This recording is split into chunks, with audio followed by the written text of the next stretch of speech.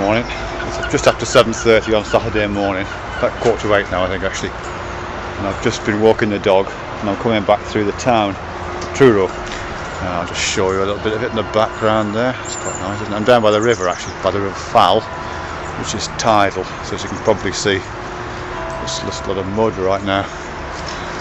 I always have this like almost irresistible urge to get down in the mud and see how deep it is, but I've so far resisted the temptation. Anyway, I'm thinking about intuition actually.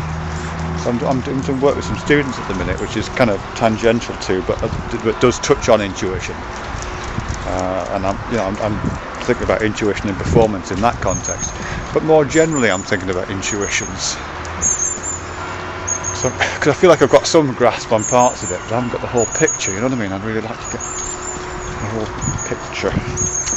I mean, part of the thing I'm thinking about is in relation to the role that the body plays in intuition, and particularly I don't mean the externals of the body, I mean like the detail of the body's insides, because I'm pretty sure that a lot of the intuition is to do with the inside of your body, the internal milieu, the biochemistry, what your sphincters are doing, what your adrenal systems, and your sympathetic and your parasympathetic nervous systems are doing, all that kind of stuff. Because intuition is the feeling of knowing, isn't it? I mean, that's what they say. The feeling of knowing without knowing how you know. Because usually when you know something, you know why you know it. The evidence for your knowing is available to consciousness. So you have the feeling of knowing, but you also have the overt, explicit evidence of that knowledge. But sometimes you don't. Sometimes you have the feeling of knowing, but you can't really pin down why you know it. So that's kind of that's the definition of intuition I'm working with right now. But I think that feeling of knowing is ultimately, like all feelings, a bodily feeling. There's something going on in your systems which are producing that feeling. And presumably they're being produced by other kinds of processes, probably processes from the outside world, because we're bombarded with all kinds of signals, aren't we, and information, visual information and auditory and olfactory and gustatory and tactile information and all that kind of stuff, being bombarded with it, most of which we can't process consciously. Our bandwidth of consciousness is very narrow apparently, and the information also has kind of rhythms, doesn't it, over time. So there's things which we don't process in a what's it called, synchronic, same time way, but over time in a serial way over periods of time. So rhythms establish themselves, and our bodies kind of understand that. And parts of our brain, I'm not separating the brain from the body here, parts of our brain and body system working together takes a lot of this information in, a lot of this data from, as I say, the senses, and the processing of that data. But it's processed not just by the brain like a computer, but by the brain and body system. And a lot of that processing involves as I say, the systems that function in the internal milieu, the biochemical systems and so on that I mentioned before. So all of that processing is accompanied by internal bodily activity. And sometimes, not always, but sometimes that bodily activity is experienced as a certain kind of feeling. I don't like to use the word feeling really, because it always smacks of a certain kind of emotionality, which is not what I'm talking about. But nevertheless, it is accompanied by that, isn't it? So I'm just going to stop for a second, because look what the channel's been dredged out here, look, so you can see how deep the mud is. I want to go in it even more now I know how deep it is. Anyway, come on thieves. So yeah, so there's all this information's coming in, only a small fraction of which is available to consciousness. All of it presumably is being processed by the body-brain system and producing effects in the body, which are then being added to the old experience. And as I say, some of that experience, some of that processing is available to consciousness as a feeling.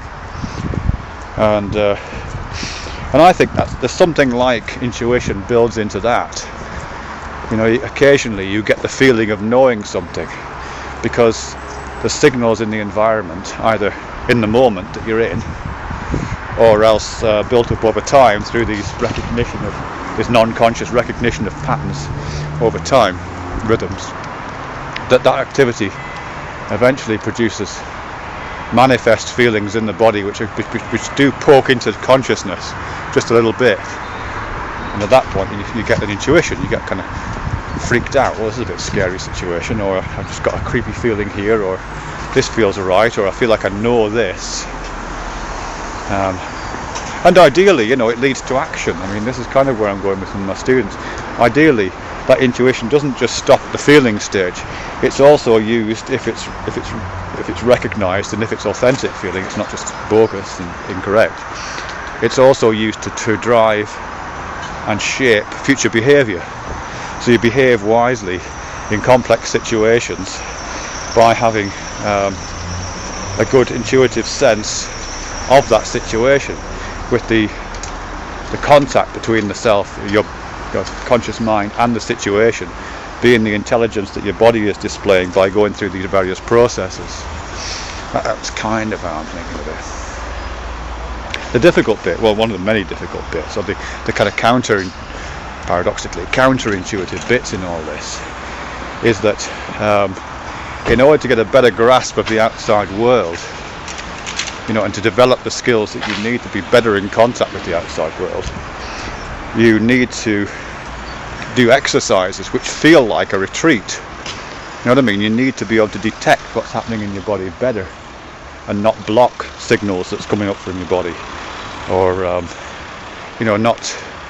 just find ways to understand them in an intricate detail, and get a better picture of that whole gestalt that's being presented, so that you can mobilize wise action in response.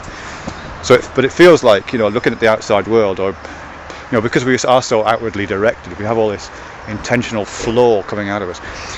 It feels paradoxical and perverse almost to think, in order to find out more about all that, I need to go in here and place my attention down inside somehow. It feels like, in order to understand the world, you place your attention in the world. But it's a different kind of attention, I think. I think you do need to go through the body, ultimately. I'm kind of visualizing this as kind of looking down through your body and looking out.